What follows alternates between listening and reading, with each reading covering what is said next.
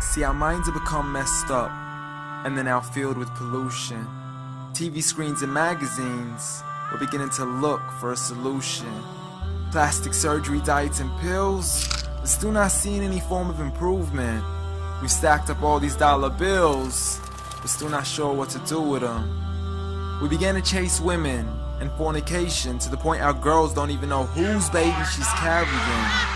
We're so afraid of commitment, but have no problem with damaging. She has your kids now, but you're still not even contemplating the possibility of marrying.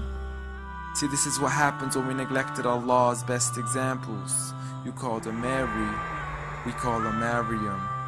A woman who was perfect since birth, the best to walk the skies and the best to walk the surfaces of earth.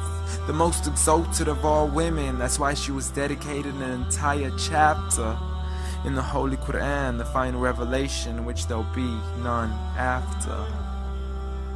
She was the best of all women, and to society she should be leading the way. I mean, that's why our women be dressing like her, because just like Mary, when Allah decrees something, we hear and we obey. See, Mary used to cover up. Despite everything they used to say, she would hide in hibernation, and to Allah she would pray. And when she was visited by angels in the form of men, she said, if you fear Allah, you would go away, because in the presence of men, she would not stay. But anyways, today we're taught to be against segregation, before in support of all forms of liberation. To free yourself from the clothes that only lead to your degradation. Why do you gotta cover your face for? We gotta see your identification. But little do they know her identity's right there. A woman who fears Allah and commits to her religious obligations. See, I respect all women too, because that's what my religion teaches. To lower your gaze when you're walking, there's no need to check out every second woman's features. There's no need to even shake another woman's hand, because in reality, there's only one reason why a guy would be pleased to meet you. And you could go ahead and deny it, but don't blame me for stating the obvious. When the pornographic industry is worth billions, you still don't see where the problem is? Sex is embedded into society to the point we'll exploit it to merely sell a car. So you can act like this is all new to you, but you know for a fact how innocent we really are. I mean, just look at the simplistic way we're taught to dress. It's like if you dress less, then you're destined for success. You then force your women into heels and have the nerve to say that we oppress. You got it to dress up tightly, like it's an opportunity. But every time we lose our minds, it's like, see what these ladies do to me? But I'm not blaming it on the women, because we too have responsibility.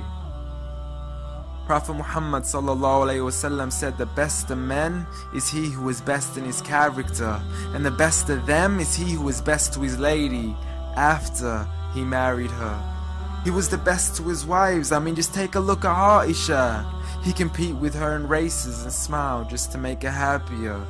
So when you do marry, do so with the intention of paradise is where you plan to carry her. But before you plan to carry her to the altar, maybe you should alter your decision. Cause if the only reason you're marrying her is for the outside, then realize you're gonna be locked inside of a prison. For that reason, Prophet Muhammad ﷺ said, marry for 4: beauty, family, status, but most importantly her religion. Because a woman without religion is a woman who could do with a bit of extra wisdom. We're meant to grow old together, mercifully, so we can be protected under Allah's supervision. But relationships are a mess, and there's no guarantees you're gonna be a survivor. So be kind to her, and know that Allah will be kinder.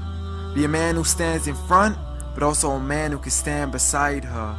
And if you're still looking for that good girl, don't go chasing after behind her. Rather search to find Allah first, for once you find Him, you're guaranteed to find her.